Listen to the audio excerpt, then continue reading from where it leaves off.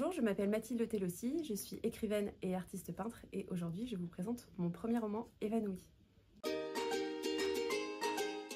Alors Évanoui, c'est le prénom de mon personnage qui, après avoir passé sa vie à tout faire pour convenir, pour s'adapter en permanence au regard des autres, va, du jour au lendemain, disparaître des souvenirs de toutes les personnes qui constituent son existence.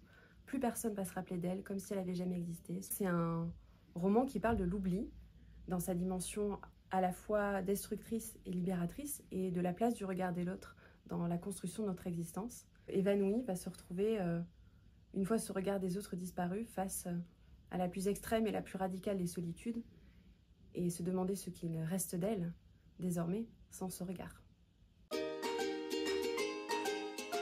Donc l'idée de ce roman, je l'ai eu il y a des années, je devais peut-être avoir 20 ans à peu près. J'étais en train de lire un livre d'un philosophe allemand que j'aime beaucoup qui s'appelle Friedrich Nietzsche et qui expliquait dans ce livre que pour qu'un peuple avance, pour qu'un peuple se construise, la mémoire était nécessaire, mais l'oubli était aussi nécessaire. Il fallait qu'un peuple puisse se décharger, puisse oublier son passé pour pouvoir avancer. Je me suis posé la question de ce que ça donnerait si ce peuple, en quelque sorte, se transformait en personnage.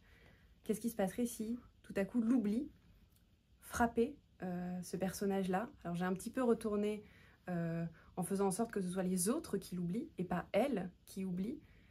Mais voilà, c'est comme ça, à ce moment-là, que j'ai commencé à réfléchir, à mûrir cette idée de l'oubli comme quelque chose de libérateur et de destructeur.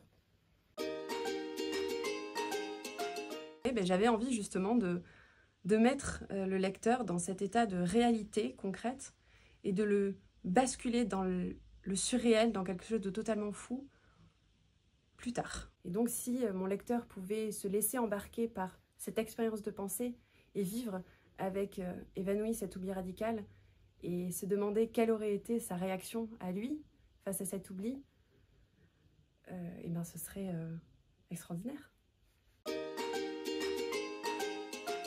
Alors vous pourrez retrouver ce premier roman dans toutes les librairies le 6 novembre 2023.